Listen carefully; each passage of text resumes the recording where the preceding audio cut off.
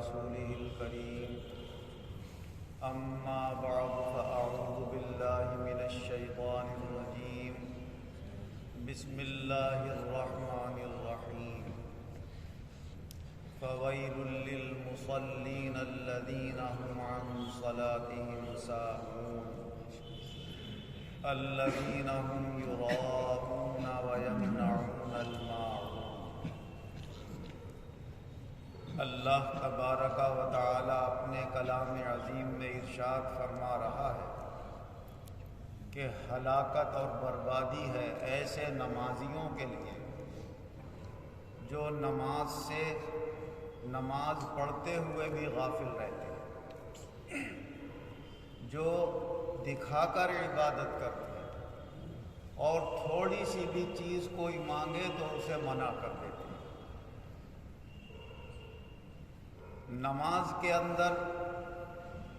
ایک تو خود انسان کی فطرت ہے کہ اس کا ذہن اور فکر ایک طرف ہمیشہ جمی نہیں رہتی، کبھی کہیں خیال جاتا ہے، کبھی کہیں جاتا ہے، اور دوسرے اس کی آزمائش اور امتحان کے لیے اللہ نے شیطان کو بھی لگا دیا۔ شیطان بھی وسوسے ڈالتا رہتا ہے، بہکاتا رہتا ہے۔ حضور صلی اللہ علیہ وسلم نے ارشاد فرمایا کہ نماز میں جب کھڑے ہو جماعت کی تو خوب مل مل کے کھڑے ہوا کرو، جو خلا بیچ میں رہ جاتا ہے اس میں سے شیطان آ جاتا ہے اور پھر وہ ذہن میں وسوسے ڈالتا ہے، یہ یاد کر، وہ یاد کر، وہ یاد کر، جو باتیں اسے یاد نہیں ہوتی ہیں ایسی جگہ خیال پہنچ جاتا ہے جہاں کبھی بھی نہیں پہنچا۔ آدمی بھول جاتا ہے کہ اس کی 2 رکعتیں ہوئی ہیں یا 3 رکعتیں ہوئی، تو ایک تو ثواب میں کمی ہو جاتی ہے اور دوسرے دماغ گھوم جاتا ہے کہ میں 2 سمجھوں یا 3 سمجھوں، اب مجھے کیا کرنا چاہیے۔ جنہیں مسئلے معلوم ہیں وہ تو حل کر لیتے ہیں اپنی نماز کو کہ ایسے پڑھ لیں، ایسے سجدہ سہو کر لیں، اور جنہیں پتہ نہیں ہوتا ہے تو یا تو نیت توڑیں دوبارہ پڑھیں، یا پھر چلو ہو جائے گی اللہ کے بھروسے پر، جیسی پڑھی پڑھ کر چلے گا۔ اور ایک اس وقت بھی نمازیوں کی نماز سے توجہ ہٹ سکتی ہے کہ جب ان کے سامنے سے کوئی گزرتا ہے۔ اسی لیے حضور نبی اکرم صلی اللہ علیہ وسلم نے ارشاد فرمایا کہ نمازی کے سامنے سے نہیں گزرنا چاہیے، اس سے اس کی نماز ٹوٹ جاتی ہے، یعنی خشوع و خضوع جو نماز میں ہونا چاہیے، توجہ الی اللہ ہونا چاہیے، اس میں کمی آ جاتی ہے۔ تو سبب یہ بنتا ہے، ثواب اس کا کم ہوتا ہے، مگر چونکہ ثواب کم کرانے کا یہ ذمہ دار ہوا اس لیے گناہگار یہ بھی بہت بڑا ہے۔ ایک حدیث پاک میں تو یہ آیا کہ حضور صلی اللہ علیہ وسلم نے ارشاد فرمایا کہ نمازی کے سامنے سے گزرنے والے کو اگر یہ پتہ چل جائے کہ اس گزرنے سے اس کے اوپر کیا وبال اور مصیبت آ سکتی ہے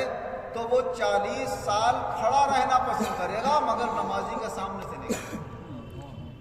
اور ایک روایت ابن ماجہ کی یہ ہے کہ حضور صلی اللہ علیہ وسلم نے فرمایا کہ نمازی کے سامنے سے گزرنا کتنا بڑا گناہ ہے، اگر یہ لوگوں کو پتہ چل جائے تو 100 سال تک کھڑے رہیں مگر نمازی کے سامنے سے نہ گزریں۔ اور ایک روایت حضرت کعب احبار رضی اللہ عنہ سے،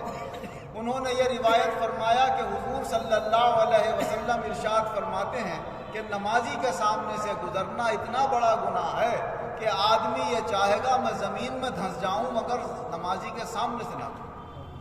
اب بہت سارے لوگ جلد بازی میں پرواہ نہیں کرتے ہیں اور نمازی کے سامنے سے گزر جاتے ہیں،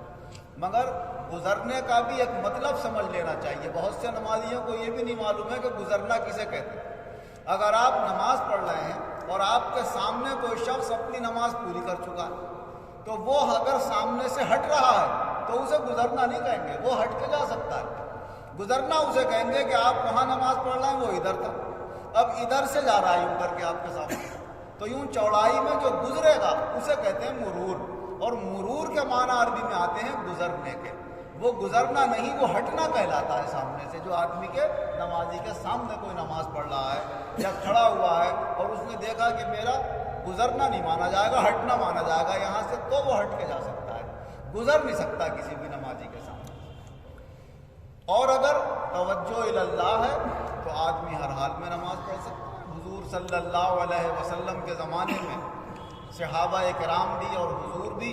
جوتے پہنے پہنے نماز پڑھ لیا کرتے اور کوئی توجہ ادھر ادھر نہیں ہوتی۔ اور حضرت شداد بن اوس رضی اللہ عنہ سے یہ روایت ہے کہ حضور صلی اللہ علیہ وسلم نے فرمایا یہود و نصارہ کی مخالفت کرو، وہ اپنے جوتوں میں اور اپنے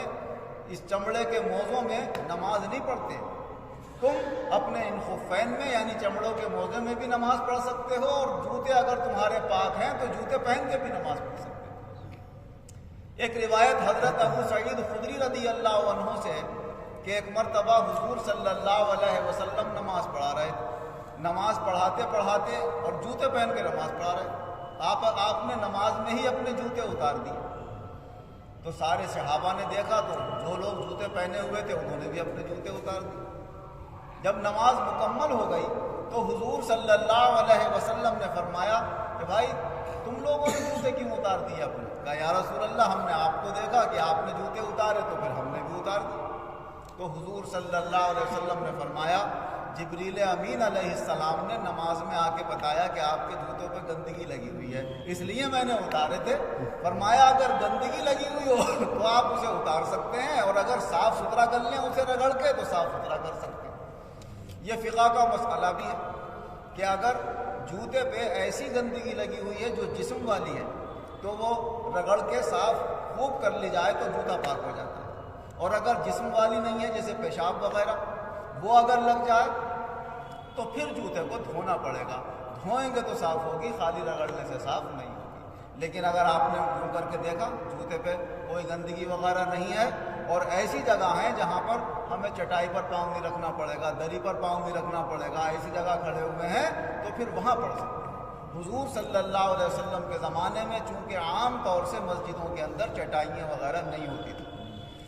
ایسی کنکریاں وغیرہ پڑی ہوتی تھی، انہی پہ کھڑے ہو کے نماز پڑھتے تھے، تو وہاں پر جوتے پہننا اور پہن کر آنا کوئی معیوب نہیں سمجھا جاتا تھا۔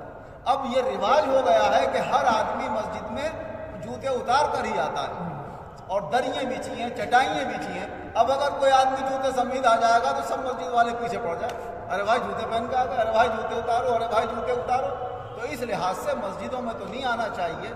لیکن علماء کرام نے یہ فرمایا کہ کم سے کم ایک مرتبہ زندگی میں یہ بھی حضور صلی اللہ علیہ وسلم کی سنت اپنا لی جائے کہ اپنے گھر میں جب نئے جوتے لائے تو جوتے پہن کے نماز پڑھ لے، تاکہ حضور کی اس سنت پہ بھی عمل ہو جائے۔ ہمارے پیر و مرشد حضرت مولانا مولوی شاہ ریاض الدین خان صاحب رحمۃ اللہ علیہ ایک جوڑی جوتے نئے بالکل اپنی مسجد میں رکھتے تھے، چپل جو سڑک پہ نہیں پہنتے تھے، سڑک پہ پہننے کی الگ ہوتی تھی، تو ٹھنڈ کے زمانے میں یا اور کسی ایسے موقع پر وہ اپنے جوتے نئے والے مسجد میں بھی اور اپنے حجرے میں بھی، یہ بھی حضور صلی اللہ علیہ وسلم کی سنت آپ نے فرمایا۔ الغرض ہماری یہ عبادتیں، ہماری نمازیں اور ہمارے یہ اسلامی طور طریقے جب ہم سیکھ کے اس پہ عمل کریں گے تو سب معاملہ آسان ہوگا۔ حضور صلی اللہ علیہ وسلم نے فرمایا اگر نمازی اپنے سامنے پالان کی لکڑی برابر کوئی چیز رکھ لے تو پھر اس کے سامنے سے کوئی گزرے تو کوئی حرج کی بات نہیں، یعنی اس لکڑی کے باہر یا کوئی چیز جیسے بیگ ہوتا ہے آدمی کے پاس، بیگ رکھ کے نماز پڑھ لے سامنے، یا اسٹول جیسے اتنا بڑا ہے، یہ ہے کہ ایسی جگہ کھڑا ہوا ہے کہ اسے اندازہ ہوگا کہ کوئی میرے سامنے سے گزر سکتا ہے، تو اونچی کوئی چیز ایک ہاتھ برابر، ٹوپی ہو، اسٹول ہو یا کوئی لکڑی وغیرہ ہو، حضور صلی اللہ علیہ وسلم نے فرمایا اگر لاٹھی ہے تو لاٹھی گاڑ لے وہاں پر اور نماز پڑھ لے۔ جیسے ہمارے باہر میدان کے اندر اس میں فرش پہ یہ ستون گڑے ہوئے ہیں لوہے کے، اگر اس کے سامنے کوئی پڑھ رہا ہے تو اس ستون کے باہر سے اگر کوئی گزرتا ہے پائپ کے آگے سے تو کوئی حرج کی بات نہیں ہے، لیکن نمازی کے بیچ میں سے اور ستون کے بیچ میں سے نہ گزرے۔ حضور نبی اکرم صلی اللہ علیہ وسلم اس کو بہت ہی ناپسند فرماتے ہیں، اور اس کی تکلیف اور پریشانی وہی محسوس کر سکتا ہے کہ نمازی کے سامنے گزرنے سے نمازی کے اوپر کیا تکلیف ہوتی ہے، جو توجہ اللہ کا عادی ہوتا ہے، جو خاص اللہ کو اپنے سامنے حاضر سمجھ کے عبادت کرتا ہوتا ہے، اس کے لیے بہت دشواری ہے۔ جیسے کہ حضور نبی اکرم صلی اللہ علیہ وسلم کے زمانے میں آپ نماز ادا فرما رہے تھے، آپ کے سامنے سے ایک شخص گزر گیا،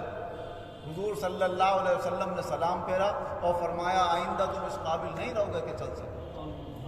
اتنی تکلیف حضور کو ہوتی۔ تو ہمیں اور آپ کو بھی حضور صلی اللہ علیہ وسلم کے فرامین پڑھ کر سن کر انہیں یاد رکھنا چاہیے اور ان پر عمل کرنا چاہیے۔ اللہ یہ مجھے بھی توفیق دے اور آپ کو بھی توفیق عطا فرمائے، آمین۔ الحمدللہ رب العالمین والعاقبۃ للمتقین والصلاة والسلام علی خیر خلقہ محمد وآلہ واصحابہ اجمعین۔ اے اللہ ہمیں اپنے دین اور دنیا دونوں کام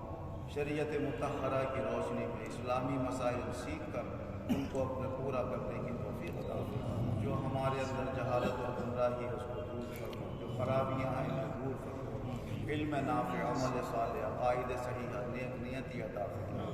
اپنی رضامندی کا طالب بنا، اپنے محبوب کی خوشنودی کا طالب بنا۔ اے اللہ جو بیمار ہیں انہیں شفا عطا فرما، جو قرض دار ہیں انہیں قرضوں سے نجات عطا فرما، جو بے روزگار ہیں انہیں اچھے روزگار عطا فرما، جو برسر روزگار ہیں ان کے روزگاروں میں خیر و برکت اور ترقیاں عطا فرما، ایمان و عزت کے ساتھ زندہ رکھ، ایمان و عزت کے ساتھ بآسانی خاتمہ فرما، ایمان و عزت کے ساتھ آخرت میں ہمارا حشر